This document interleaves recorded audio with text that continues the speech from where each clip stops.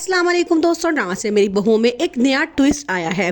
फबीहा और महक के दरमियान अब जंग छिड़ चुकी है। फबीहा का सोचना ये है कि महक हर वक्त उस पर रौब जमाती है और उसे बहुत सारे काम करवाती है, जबकि महक ऐसा नहीं सोचती। महक इस घर की बड़ी बहू होने के नाते फबीहा के अंदर जिम्मेदारी का एहसास पैदा करना चाहती है। इस मकसद के लिए वो बार बार ईमान से भी कह चुकी है कि तुम अपनी नौकरी छोड़ दो और घर बैठो और घर पर तवज्जो दो, अपने शाहवीर के साथ ताल्लुकात ठीक करो और एक अच्छी मियाँ बीवी की तरह जिंदगी गुजारो।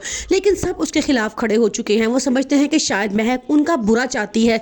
जब से कारोबार एक करने की बात हुई है, महक तब से बहुत डरी हुई है। वो आर्यन से कहती है कहीं ऐसा ना हो आप अपनी तमाम जमा पूंजी उस दुकान पर लगा दें और बाद में दोनों भाई शोर मचाएं कि इस दुकान का हिस्सा कर दो, तो फिर क्या होगा, हम तो लूट जाएंगे।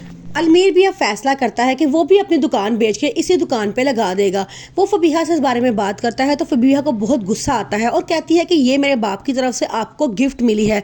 मैं नहीं चाहती कि जो है ये दुकान बिके, क्योंकि मेरे बाप ने उस वक्त आपकी मदद की है जब आपके पास करने को कुछ भी नहीं था, इसलिए ये दुकान नहीं बिकेगी। आप साफ अपने भाइयों से कह दें कि वो अपनी दुकानें अलग कर लें और हमारी दुकान अलग ही रहेगी।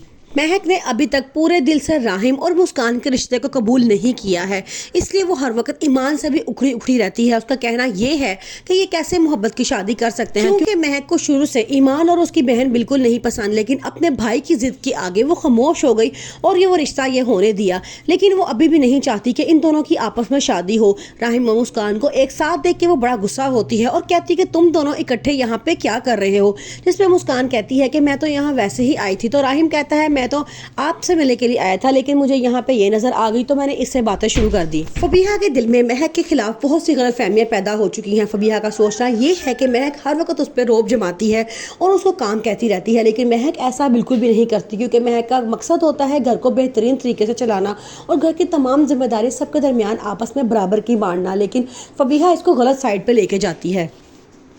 एक्सीडेंट के बाद अब ईमान की हालत बहुत ख़राब है। डॉक्टर्स ने उसे कहा है कि उसे कंप्लीट रेस्ट की ज़रूरत है, जबकि दूसरी तरफ आसिफ के तीनों बेटों ने अब ये फैसला किया है कि वो अपने बाप की पुरानी दुकान को दोबारा से खरीदेंगे और तीनों भाई मिल के उसको चलाएंगे और उनका कारोबार एक दिन बहुत बुलंदियों तक पहुंच जाएगा। क्योंकि आसिफ का कहना ये होता है कि अंबर की मरने से पहले ये ख्वाहिश थी कि तमाम बेटे एक जगह पे मिलके काम करें, इसलिए अब तीनों बेटे माँ की बात का मान रखते हुए इकट्ठे एक दुकान पे काम करते हैं और खूब मेहनत करते हैं। फबीहा के लिए दो छोटे बच्चों के साथ घर के काम बहुत मुश्किल हो चुके हैं, लेकिन वो फिर भी जितना हो सकता है घर के काम करने की कोशिश करती है।